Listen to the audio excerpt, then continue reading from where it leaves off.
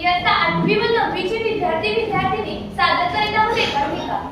नाट्यातून विज्ञानाकडे भाग 1 या पुस्तकातून घेतलेली शरद काळे लिखित कार्बनच्या पाऊलखुणा कमी करा ही एकांकिका.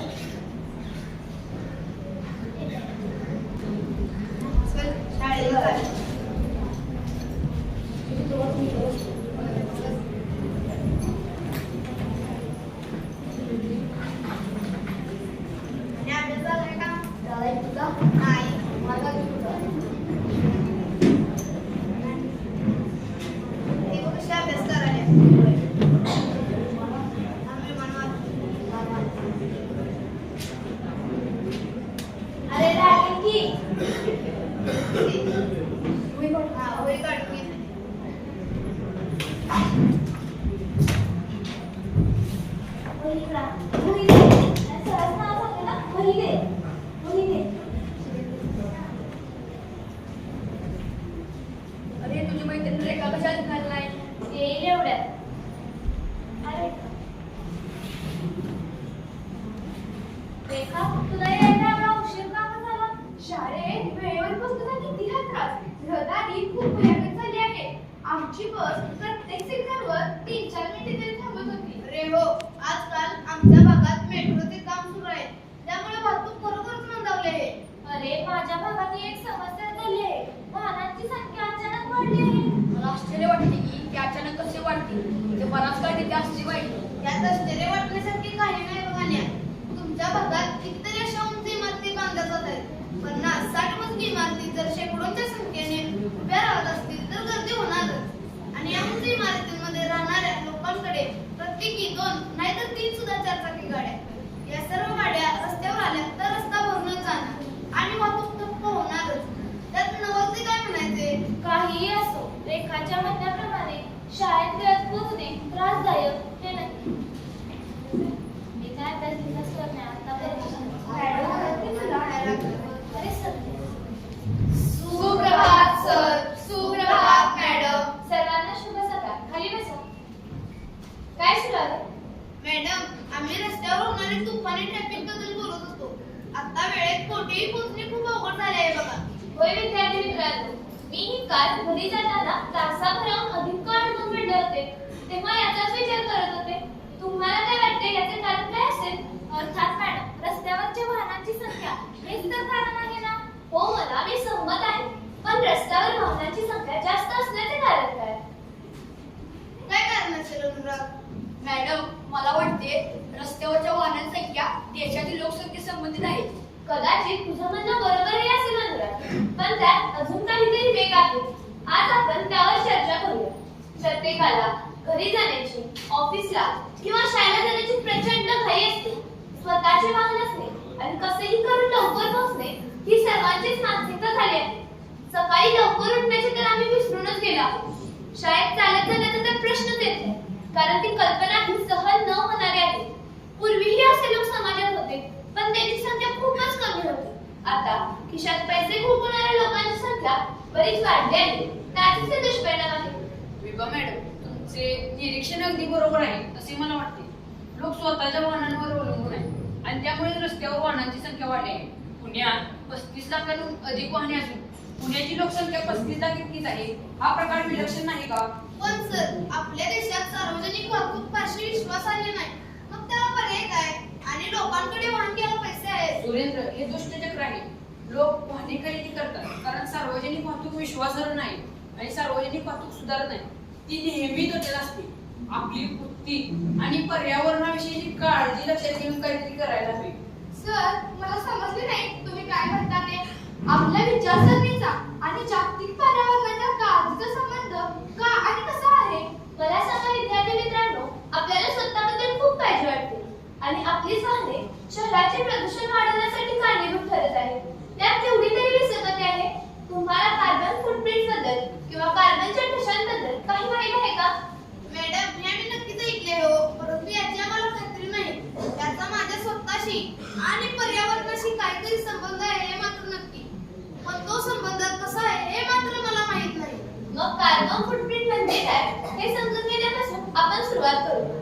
कार्बन फुटप्रिंट म्हणजे एखाद्या विशिष्ट व्यक्ती, संस्था किंवा समुदायाच्या गतिविधीतून हवेत सोडल्या जाणाऱ्या हरितगृह वायूंचे प्रमाण तुम्हाला माहित आहे का?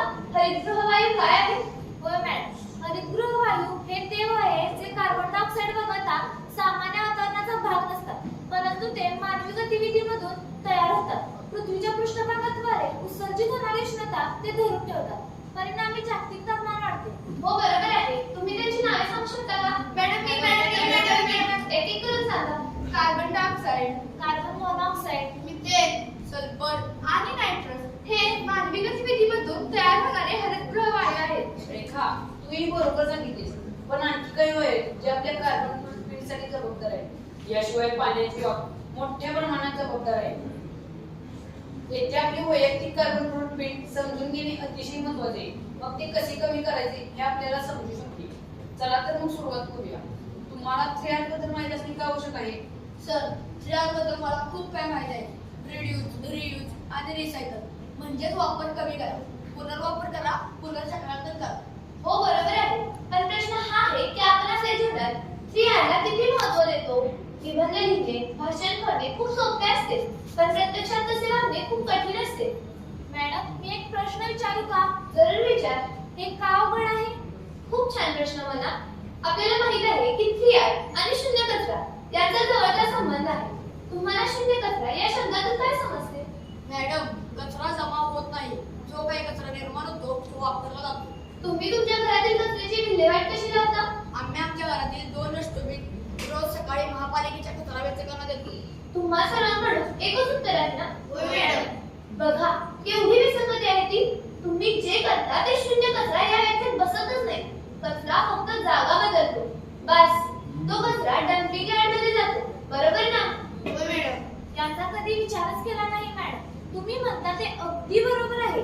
अरे संपूर्ण शहराचा कचरा डम्पिंग यार्ड मध्ये एकत्र होतो व मोठ्या प्रमाणात हरितगृह वायू निर्माण होतात. विशेषतः जैविक विघटनशील कचऱ्यापासून मिथेनची निर्मिती होते.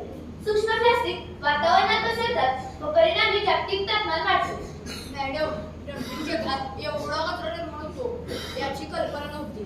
आम्हाला कोणी सांगितलीच नाही. अरे संपूर्ण शहराचा कचरा डम्पिंग यार्ड मध्ये एकत्र होतो. साधारण 8,000 टन एवढा कचरा दिवसाला निर्माण होतो. संपूर्ण जगात वार्षिक 200 कोटी टन एवढा कचरा निर्माण होतो आणि याची सुरुवात तुमच्या घरातूनच होते. मॅडम, एवढा मोठा कचरा निर्माण होतो आणि त्याची विल्हेवाट लावली जात नाही. हा तर फार मोठा भयानकचा प्रश्न आहे. सरकार काय करते? यावर कोणीच कसा मार्ग काढण्याचा प्रयत्न करत नाही. नाही, कोणी काही करत नाही असं नाही रे का.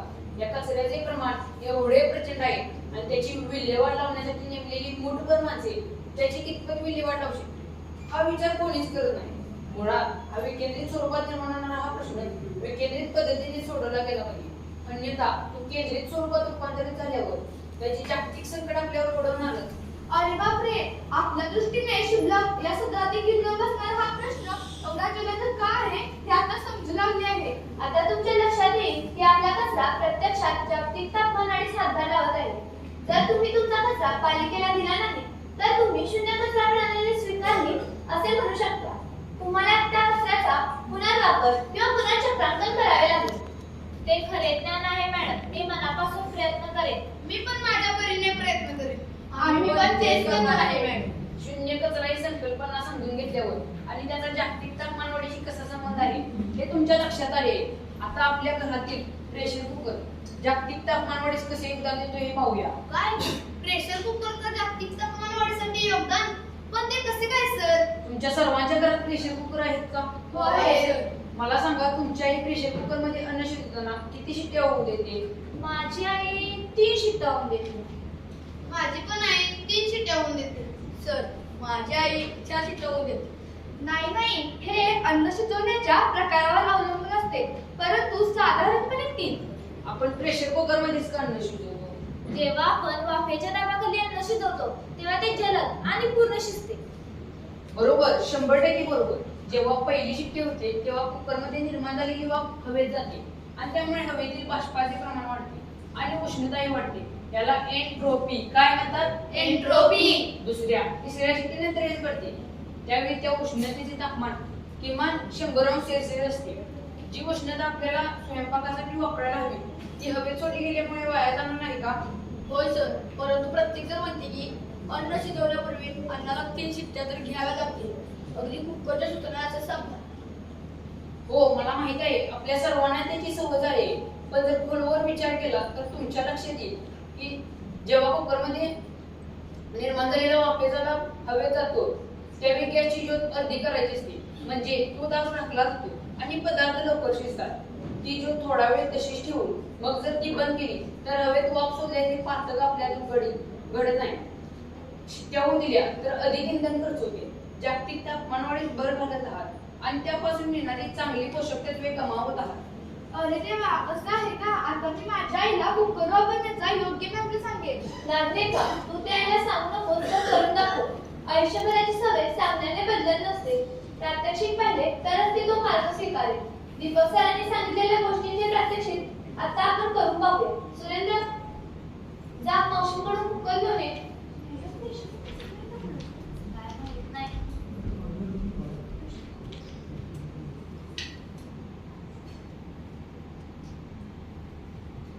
आधी मॅडम, ये.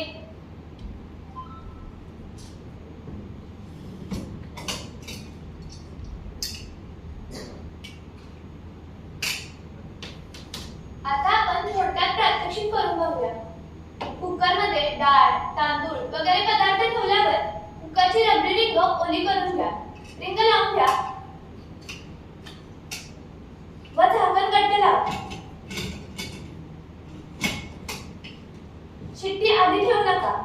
ज्यावेळी कुकरमधील सर्व हवा बाहेर टाकली जाईल तेव्हा वाफ बाहेर जाऊ लागेल. ती जाणारी वाफ दिसली की शिट्टी लावून टाका. त्यामुळे वाफेचा दाब वाढू लागेल. शिट्टी वाजणार असे दिसल्यावर गॅसची ज्योत अर्धी किंवा स्लिपवर ठेवा. साधारण 5 मिनिटे अशी स्थिती राहू द्या.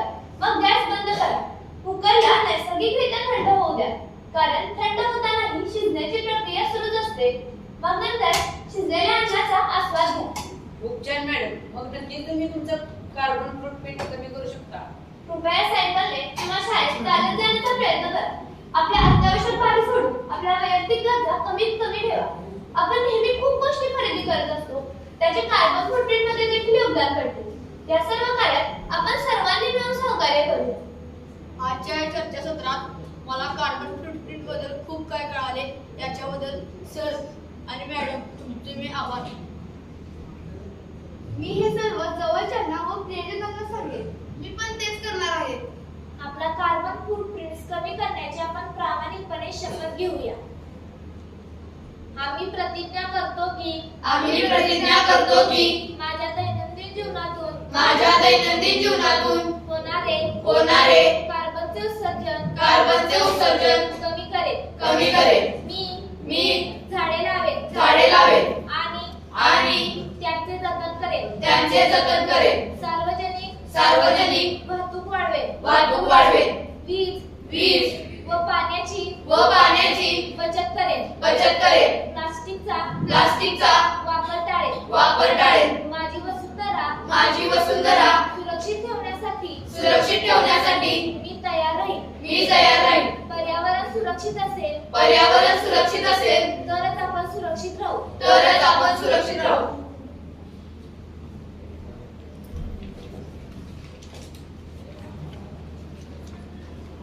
कार्बनचे ठसे कमी करू.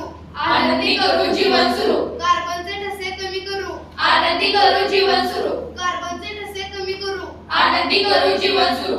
चला आपण प्रयत्न करूया. कार्बनचे उत्सर्जन कमी करूया. चला आपण प्रयत्न करूया. कार्बनचे उत्सर्जन कमी करूया. चला आपण प्रयत्न करूया. कार्बनचे उत्सर्जन कमी करूया. झाडे लावा. पर्यावरण वाचवा. झाडे लावा. पर्यावरण वाचवा. झाडे लावा. पर्यावरण वाचवा. कार्बन आपण कमी करू. आनंदी जीवनाची वाट करू. कार्बन आपण कमी करू. आनंदी जीवनाची वाट करू. कार्बन आपण कमी करू. आनंदी जीवनाची वाट करू. प्लास्टिकचा वापर टाळा. घाला प्रदूषणाला आळा. प्लास्टिकचा वापर टाळा. घाला प्रदूषणाला आळा. प्लास्टिकचा वापर टाळा. घाला प्रदूषणाला आळा. कार्बन करू कमी. सुरक्षित ठेवू भूमी. कार्बन करू कमी. सुरक्षित ठेवू भूमी. कार्बन करू कमी. सुरक्षित ठेवू भूमी. जय हिंद, जय विज्ञान.